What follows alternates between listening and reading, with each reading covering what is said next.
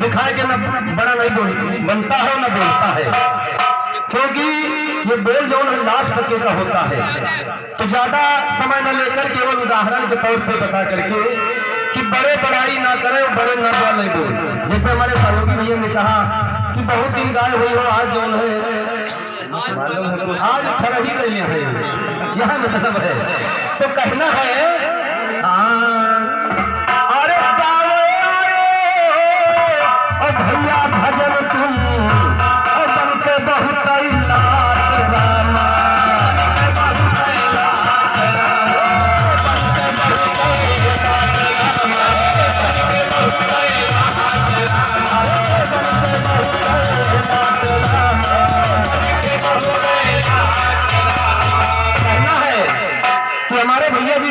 लखनऊ में भजन है। लखनऊ शहर में तो 12 बंकी उधर ज्यादा जो है कदर नहीं हुए थे भजन, तो इसीलिए चलो लखनऊ तरफ आज खरही करी चले। तो यही से कहा था कि बहुत दिन गाय हुई हो, आज पता चली। तो कहना है अरे गावे आए भजन तुम बन के बहुत लाख साहेब बन के, अरे बही के भैया चूना न खाए और नहीं गल फर जाई है।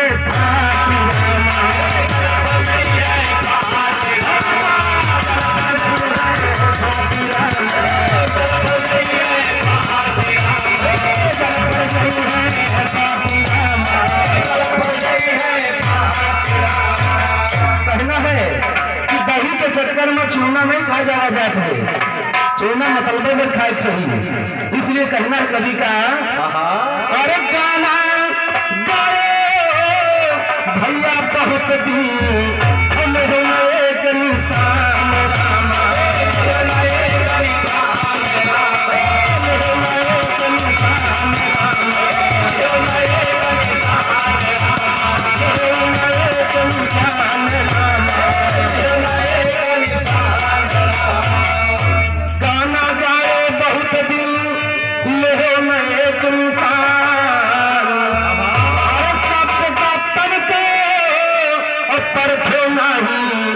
कैसा है तेरा ज्ञान राम, कैसा है तेरा ज्ञान राम, कैसा है तेरा ज्ञान राम, कैसा है तेरा ज्ञान राम, कैसा है तेरा ज्ञान राम। पहले समझना चाहिए, जैसे हमारे भैया ने कहा बहुत कुछ हमका कहिए, क्योंकि बड़े हैं और हम हैं छोटे। हम बड़े हैं तब भी छोट बन रहे हैं, क्योंकि छोट बने में बहुत फायदा है। छोट बने में ज्यादा फायदा है। जैसे पिल्ला होते हैं, छोट पिल्ला जब होते हैं उनका लोग कनियम ले लिए थे, लगे बैठा के अपने साथों का रोटी खवा दिए, और वह पिल्ला जब कुत्ता हो जाते हैं तो डंडस बात लोग करते हैं। तो कुत्ता बने से कोई फायदा नहीं है। हमारे भैया जो है बड़े बन के वह कुत्ता में बड़े बन रहे हैं, हम तो भाई पिल्ला बन रहे हैं कि लोग डंडस बात में करें।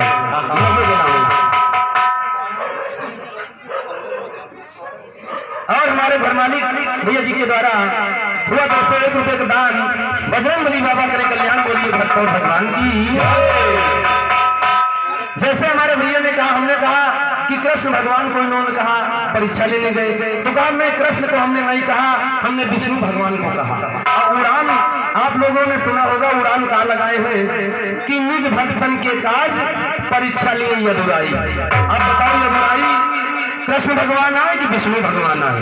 केवल अब तक हमारे भैया ही जो का सिद्ध कर दे कि यदुराई विष्णु जी का कहा गया है कि द्वारिकाधीश भगवान श्री कृष्ण कहा गया है। उड़ान इन्हें बार बार गावत है कि निज भक्तन के काज परीक्षा लिए यदुराई। अभी यदुराई को लाओ जो रामायण तुम्हारा डिग्गुन परी हुई उनका दिखाओ, तुम्हारा यदुराई विष्णु भगवान कहा गया है। हमारे सहयोगी भैया उमेश भैया भी बैठे हैं, इनके जो गुरु जी हैं भाई, इन्होंने खुद कहा कि हम कृष्ण जी का नहीं कहेंगे परीक्षा लिए, हम विष्णु भगवान की परीक्षा लिए कहेंगे। और उड़ान लगाए गा रहे हैं निज भक्तन के काज परीक्षा लिए यदुराई। तो अब यू सिद्ध करके दिखावे कि यदुराई कृष्ण जी आए कि विष्णु भगवान भाई हमारे हिसाब से तो कृष्ण जी रहे, इसीलिए हमने कहा था यदुराई द्वारिकाधीश, और उन्होंने कहा निज भक्तन के काज परीक्षा लिए यदुराई। अगर विष्णु जी आए तो यदुराई इनको कब कहा गया है, किसने यदुराई कहा है? बस हमारे भैया ही कहते हैं कि तुम बहुत दिन गाए हुई हो, बस ये जीत गए और हम हार गए। तो शब्द पकड़ के, शब्द को ध्यान देके कि हम कहीं का रहे हैं और करी का रहे हैं, इतना राखो ही नहीं कि जो न अहंकार में आ जाओ कि आज हम जो न मौका पाए ना तो उनका उल्टा सीध कह के और जो कुछ मन हो कह के समझाए को उनका दबा दिया। तो कहना है कवि का, और हमारे सुशील शर्मा जी कल्याणपुर लखनऊ निवासी है, जिनकी ओर से 100 रुपए का पुरस्कार को लिए सांचे दरबार की जय। और बड़ी दूर से चली गए आए हो, तुम्हें जलवा दिखाना होगा। दूर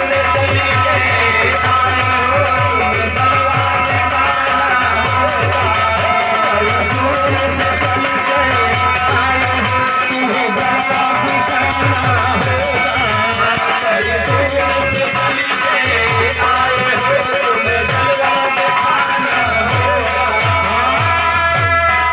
दूर से चली गए आए हो, तुम्हें जलवा दिखाना होगा।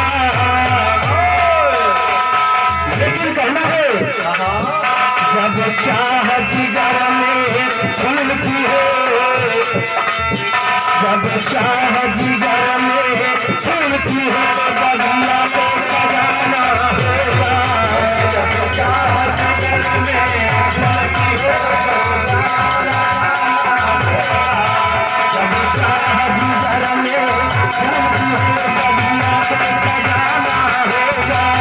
जब चाह जिगर में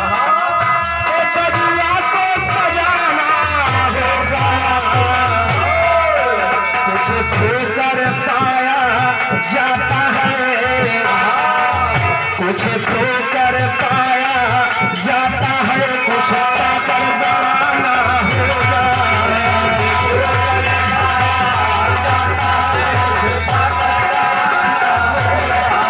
कुछ तो कर पाया जाता है, कुछ पाकर बनाना होगा।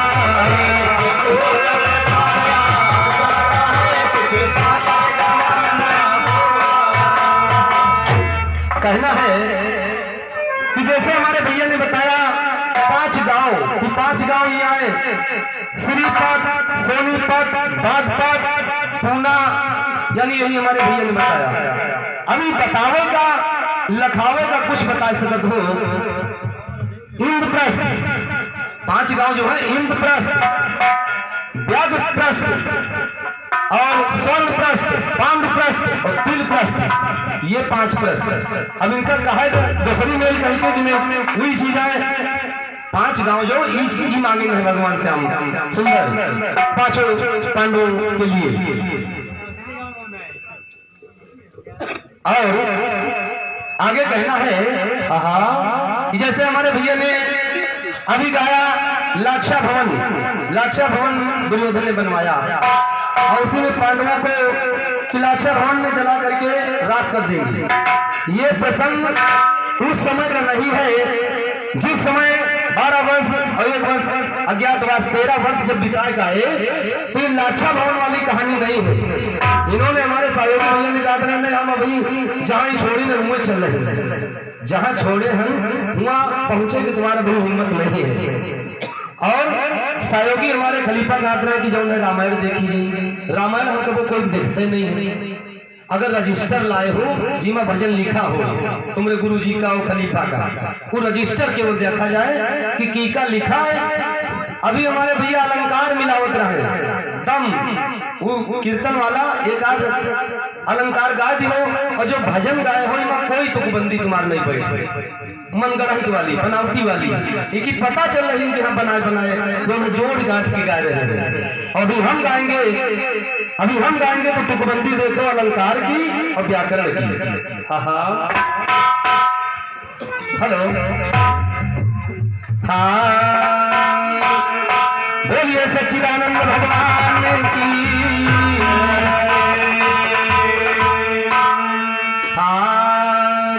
अरे रामा धरती धनुष पर पार भयानक लागी रहा।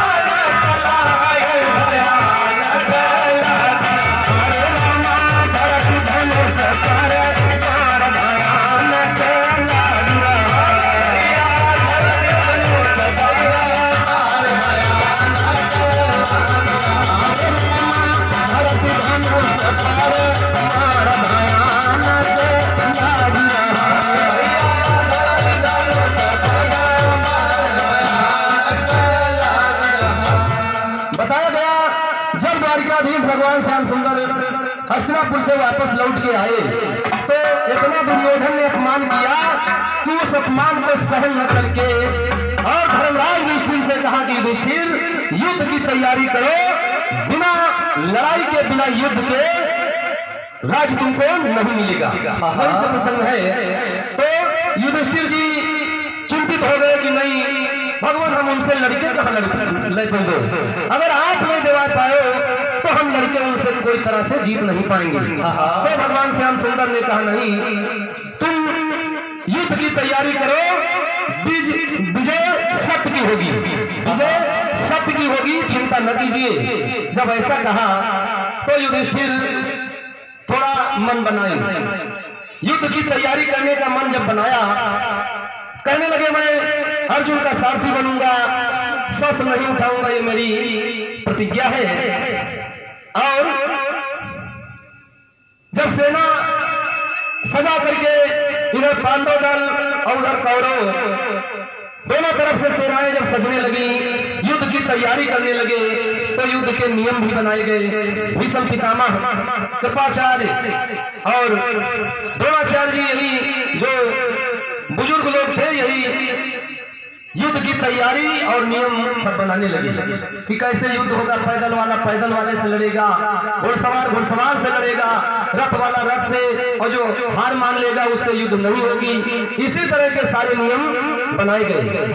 और जब रणभूमि में कुरुक्षेत्र के मैदान में दोनों सेनाएं आमने सामने आती है, तब बताया गया है भरत धनुष पर बाण। जैसे अर्जुन ने धनुष पर बाण रखा, धर्मराज युधिष्ठिर ने रखा, तो सामने दिखाई कौन पड़ता है कि हमारे पितामह भीमसेन थे, क्योंकि कौरवों की सेना की तरफ से प्रधान सेनापति भीष्म पितामह जी बनाए गए। दुर्योधन ने भीष्म पितामह को प्रधान सेनापति नियुक्त किया, और पांडवों की तरफ से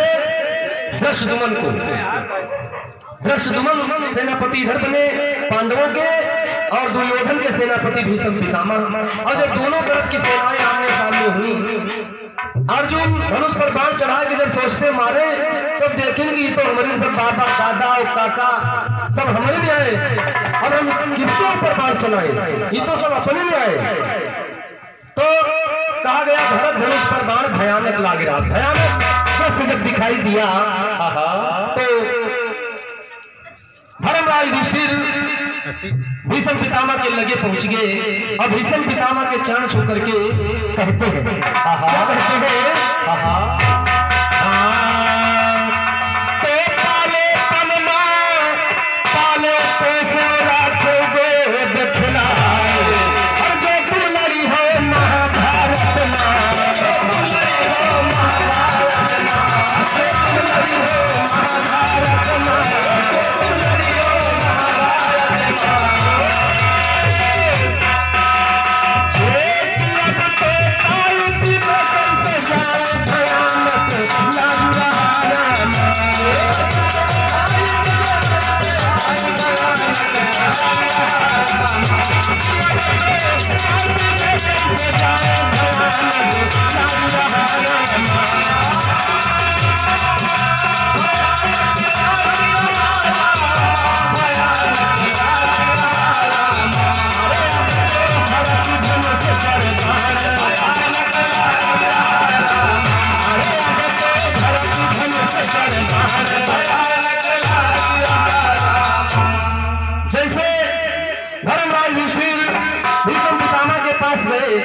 और भीष्म पितामह से चरण स्पर्श करके कि बाबा आपने अपनी गोद में हमें खिलाया है, आपने ही मेरा पालन पोषण किया है, और अब आज अगर आप ही हमसे युद्ध करेंगे तो आपसे विजय हमको कहाँ मिलेगी? क्योंकि आप मेरे पितामह हैं, मैं आपसे युद्ध नहीं करूंगा। तो भीष्म पितामह समझाते हैं कि बेटा मैं तो हस्तिनापुर से वचनबद्ध हूँ, मैं हस्तिनापुर से वचनबद्ध हूँ और दुर्योधन की तरफ से युद्ध कर रहा हूँ। तो भीष्म पितामह ने भी प्रधान सेनापति बनते बनते दुर्योधन से कहा था कि दुर्योधन मैं तुम्हारी तरफ से युद्ध तो करूंगा, लेकिन पांडुपुत्रों में धर्मराज युधिष्ठिर, भीम, अर्जुन, नकुल, सहदेव ये पांचों की जान नहीं लूंगा, मतलब जान से मैं नहीं मारूंगा, युद्ध तुम्हारी तरफ से करूंगा। जब तक मैं युद्ध करूंगा तब तक तुम्हारी तरफ से कोई भी महारथी, कोई भी योद्धा मारा नहीं जाएगा, ये मेरी प्रतिज्ञा है। जब ये बात कहा तो दुर्योधन कहता है कि पितामह ठीक है, आप प्राण अगर उनके नहीं लेंगे तो युद्ध मेरी तरफ से करिए। भीष्म पितामह को ही धनुषधारी ज्यादा समझकर, कर्ण भी धनुषधारी था, कर्ण को सेनापति बनाते, लेकिन भीष्म पितामह ने कह दिया था दुर्योधन से कि जब तक मैं युद्ध करूंगा तब तक कर्ण इस रणभूमि में दिखाई न पड़े, क्योंकि कर्ण सूत पुत्र था। इसीलिए भीष्म पितामह नफरत मानत रहे और कहा कि जब तक मैं युद्ध करूंगा तब तक कर्ण लगे ना हो। हमारे मरने के पश्चात दुर्योधन से कहा चाहे जो कुछ तुम करो कर्ण का सेनापति बनाओ, क्योंकि दुर्योधन का मन रहा कि हम कर्ण का सेनापति बनाओ। कर्ण बहुत धनुषधारी था, बहुत वीर था, लेकिन पितामह ने कहा कि नहीं, हमारे होते हुए कर्ण सेनापति नहीं बन सकता। इधर से पांचों पांडव धृष्टद्युम्न सेनापति बने हैं, पांडवों के और दुर्योधन के भीष्म पितामह आमने सामने पहुंचते हैं। अर्जुन बाण मारते हैं भीष्म पितामह को, जब चरणों में बाण मार करके बाणों से प्रणाम कर रहे थे, बाणों से जब प्रणाम किया तो भीष्म पितामह ने आशीर्वाद दिया कि विजयी भव पुत्र। तो दुर्योधन कहा लग लड़ते हो हमारी तरफ से, और आशीर्वाद दिए तो अर्जुन का कहन वो हमसे आशीर्वाद मांग रहा है, जैसे तुम हमारे पौत्र हो वैसे वो भी है। तुम तो आशीर्वाद कबो मंगवे नहीं कि हो अपने वह घमंड में चूर रहा हो, जैसे हमारे सहयोगी खलीफा। अभिमान दुर्योधन के अहंकार था कि हम सब भाई हैं, और इसीलिए वो मान सम्मान भी भूल जाता था। जैसे हमारे सहयोगी भैया, गायक का सम्मान करना चाहिए, लेकिन इन्होंने कहा बहुत दिन गाय हुई, पता नहीं घड़ी देख के तो नहीं भाव बदल गई इनकी। कहा तो ये घड़ी इनाम में रखी, अगर इतना न बोला तो मिलबो न करी, और ये घड़ी रखी है समय देखे खातिर, ये दोनों लोग बेईमानी न करे, ये मिले खातिर थोड़े है। घड़ी ले ली हो जाए अपने बाराबंकी में ये समय देखे के लिए है, यह बता दी जाए नहीं हो सके यही खातिर हमका उल्टा सीध कहे डाल रहे हैं, घड़ी खातिर। तो कहना है कभी का अरे रंग लाती है हिना,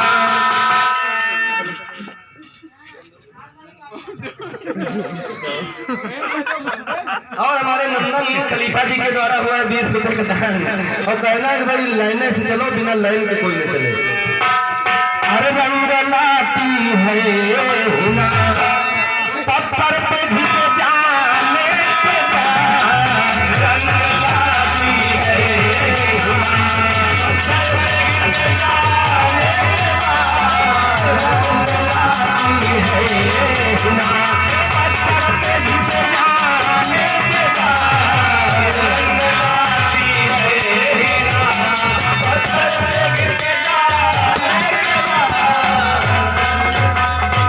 ये तो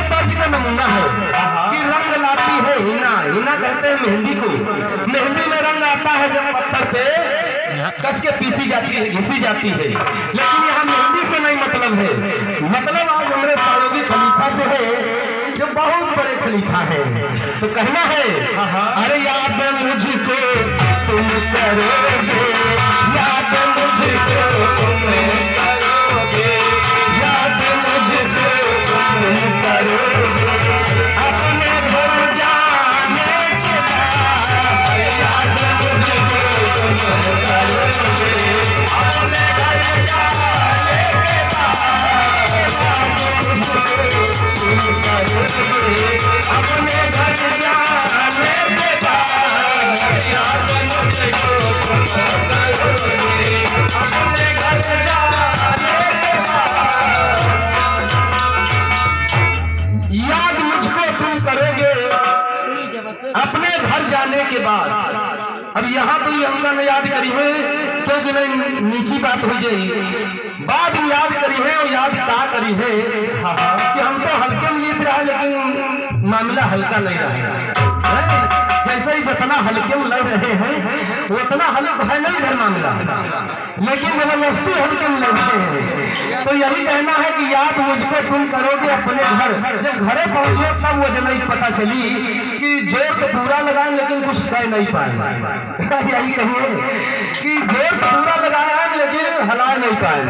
तो यही कहना है अरे याद मुझको करोगे अपने घर जाने के बाद, याद मुझको करोगे अपने घर जाने के बाद, याद मुझको करोगे अपने घर जाने के बाद, याद मुझको करोगे। अरे याद मुझको तुम करोगे अपने घर जाने के बाद, याद मुझको तुम करोगे अपने घर जाने के बाद, याद मुझको तुम करोगे अपने घर जाने के बाद। क्या बचेगा पास तेरे, आज की सुनो लगे, अरे क्या बचेगा पास तेरे, बुलंद कर जाने के बाद, क्या बचेगा पास तेरे, बुलंद कर जाने के बाद, क्या बचेगा पास तेरे, बुलंद कर जाने के बाद, क्या बचेगा पास तेरे, बुलंद कर जाने के बाद, क्या बचेगा। हाँ भैया पूरा होगा नक्शा नहीं का।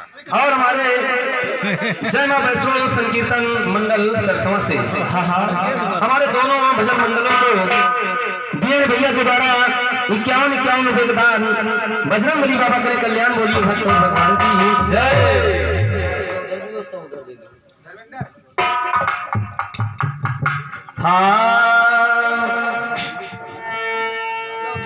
और हमारे बबलू शर्मा जी हमारे गांव निवासी नेत्र का पुरस्कार बोलिए साक्षी जवान की जय। और हमारे सुशील शर्मा से धर्मराज युधिष्ठिर कहे पूछने कि बाबा अगर तुम महाभारत में लड़ाई युद्ध करोगे तो आपसे विजय हमको कहाँ मिलेगी। तो धर्मराज युधिष्ठिर के ऊपर हाथ रखते हुए भीष्म पितामह ने कहा कि बेटा मैं 10 दिन तक दुर्योधन की तरफ से युद्ध करूंगा और 11वें दिन मैं धनुष बाण नहीं उठाऊंगा। 11वें दिन धनुष बाण मेरे हाथ से गिर जाएगा, हाथ से मेरे छूट जाएगा। केवल मैंने 10 दिनों तक युद्ध करने का जो है वचन दे रखा है, संकल्प कर रखा है। 10 दिन तक मैं युद्ध करूंगा, 10 दिन तक मुझे कोई न रोके और न कोई रोक पाएगा। वैसे धृष्टद्युम्न सेनापति अर्जुन जाते हैं रणभूमि में। प्रातः काल सेना सजवा करके जब युद्ध शुरू होता है तो इधर से भीष्म पितामह 10,000 रथ रोज का नियम बनाए हुए हैं। 10,000 रथ रोज काट के गिरा रहे हैं भीष्म पितामह जी। तो बीत गए 9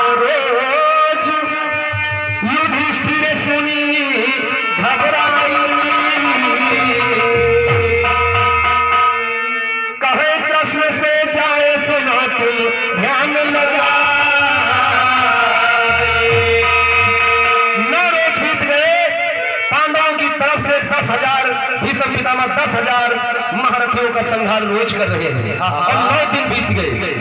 10 9 90,000 सेना का संहार जब पांडवों की हो गया, तब धर्मराज युधिष्ठिर घबराते हैं। जब 9 रोज बीत गए, 10वां दिन जब आया तो धर्मराज युधिष्ठिर को फिर श्री कृष्ण भेजते हैं कि जाओ भीष्म पितामह के पास, अगर इसी तरह वो युद्ध करेंगे तो फिर 10 दिन में काम तमाम हो जी, सब लोग मर जाएंगे। तो जब फिर जाते हैं धर्मराज युधिष्ठिर और जा करके फिर हाथ जोड़ करके भीष्म पितामह से जो है अपनी सारी व्यथा सारी परेशानी बताते हैं, तो कहने लगे अब 10वां दिन बाकी हमारे युद्ध का, अब हम 10वें दिन युद्ध नहीं करेंगे, उसमें एक कारण है। कहें क्या क्या कहा है भीष्म पितामह ने धर्मराज युधिष्ठिर से? तो राजा द्रुपद का हो लड़का और नाम शिखंडिया, राजा द्रुपद का हो लड़का नाम शिखंडिया, राजा द्रुपद का हो लड़का नाम शिखंडिया, नाम शिखंडिया, नाम शिखंडिया,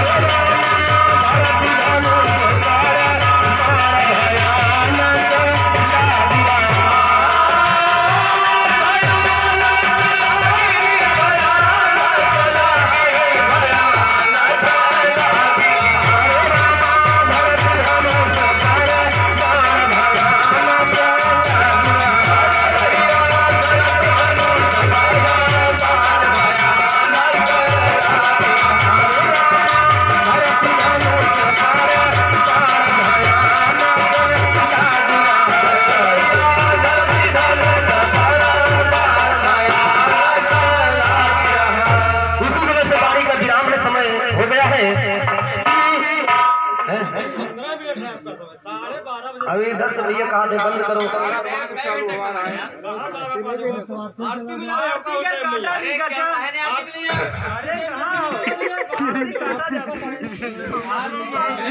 राजा द्रुपद का जो बेटा शिखंडी है वो पूर्व जन्म में स्त्री था, और ये मेरा नियम है, मैं स्त्रियों के ऊपर बाण नहीं चलाता हूँ, और उनको अगर 10वें दिन आप मेरे सामने करेंगे तो मैं शिखंडी के आगे धनुष बाण छोड़ दूंगा, धनुष बाण नहीं चलाऊंगा।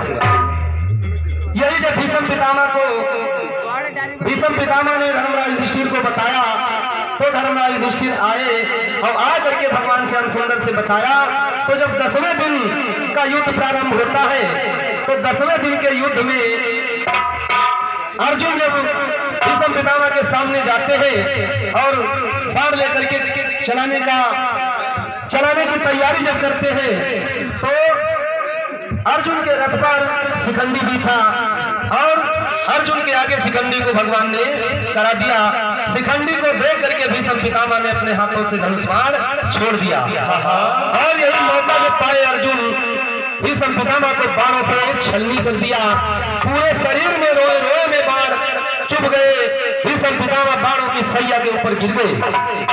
बाणों की सैया के ऊपर जब भीष्म पितामह जी गिर गए, तो पांडव और कौरव दोनों के पितामह थे, इसलिए दोनों तरफ की युद्ध बंद हो गई और भीष्म पितामह के पास जाते हैं। दोनों तरफ के कौरव भी रो रहे हैं और पांडव भी रो रहे हैं भीष्म पितामह के लिए। तो भीष्म पितामह ने कहा नहीं, अभी महाभारत का युद्ध समाप्त नहीं हुआ है और न मैं अभी मरा हूं, मैं अपनी इच्छा से मरूंगा। मेरे पिता शांतनु ने मुझे इच्छित वरदान दिया था, मैं पूरा महाभारत का युद्ध देख करके स्वर्ग जाऊंगा। लड़ाई बंद न की जाए। जब रात बीत गई, भोर हुआ, तो फिर देखिए सेना सजवाते हैं। आप देखिए कौन सेनापति बनता है, कौन लोग आमने सामने आते हैं। चलते चलाते कटपिस का नमूना है, और उसके बाद में समय समाप्त है, पारी का विराम होगा।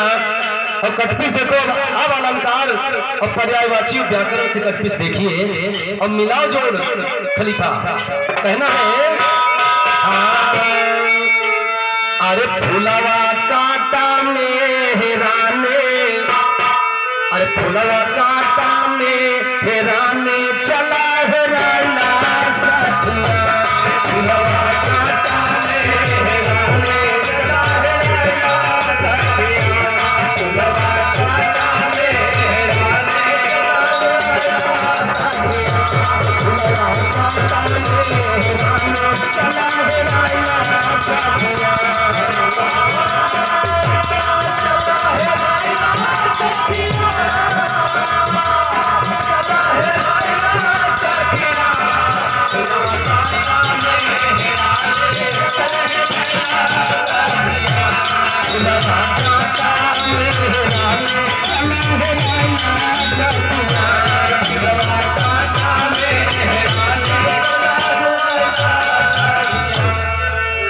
इधर से प्रैक्टिस है कि फुलवा कांटा में हेराने समझे वाली बात है। खलीफा नजर में नजर मिलाओ, मैं समझ न पाइयो बाद में हमारे ऊपर गुस्सा हो कि तुम का गाय दे हो, मतलब समझ लो खुद ना, क्योंकि बतला रहे हो सलाह बाद में मिला लो भैया कि का गावे हम का आगे कहना है कि फुलवा कांटा में हेराने यानी फूल कांटा में हेराना है, फुलवा कांटा में हेराने चला हेराइला सखिया।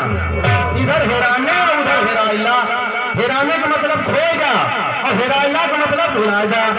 कैसे कैसे कहा है? अरे सास कहीं भोजन बनवावा दाल भात तरकारी, सास कहीं भोजन बनवावा दाल भात तरकारी, सास कहीं भोजन बनवावा दाल भात तरकारी।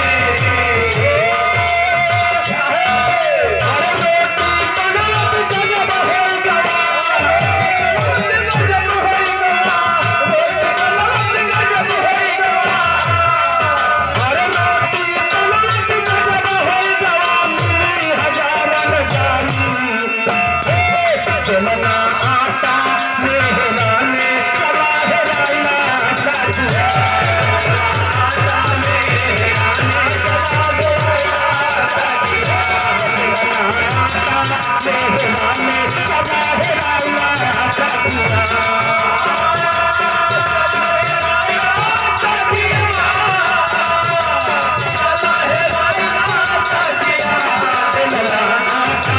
हेराने चला हेराइला सखिया, आटा में हेराने चला हेराइला सखिया।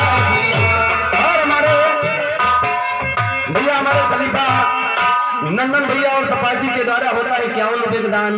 बजरंग बली बाबा करे कल्याण बोलिए भक्तों भगवान की जय। कहा गया समझ लो हमारे साहब भैया, सास कहीं भोजन बनवावा दाल भात तरकारी और रोटी बनवत गजब हो गवा मिली हजारन गारी, बेलना आटा में हराने चला हेराएगा सखिया। बेलना हेराएगा तो हजारन गारी मिली। और कहना कभी का अरे अरसीमा हुआ सास दुहिन हम बैठ गए खरिया, अरसीमा हुआ सास दुहिन हम बैठ गए खरिया, अरसीमा हुआ सास दुहिन हम बैठ गए खरिया,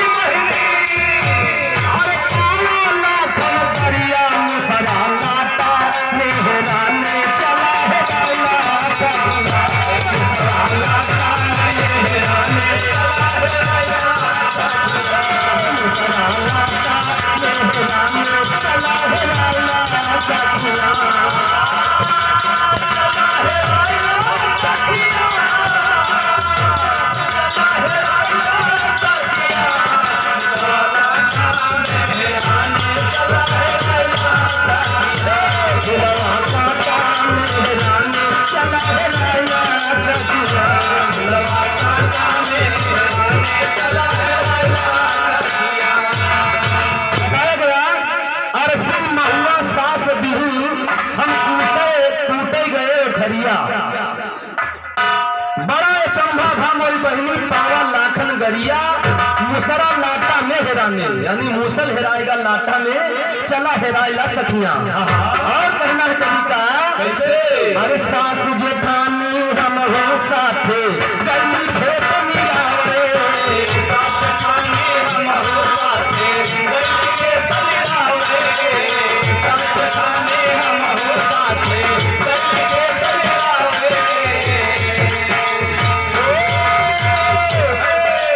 सास जेठानी हम हो साथे गली खेत मिलावे, गली खेत मिलावे, गली खेत मिलावे।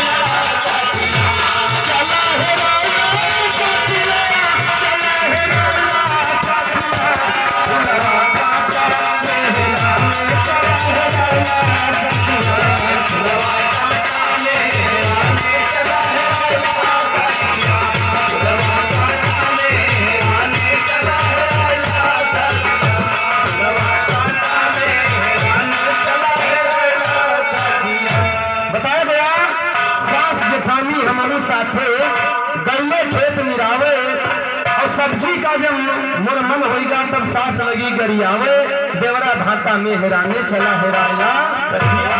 अब मिलाओ जोड़ कसके कहना आखिर में, तो राम कहे कि राम धार कभी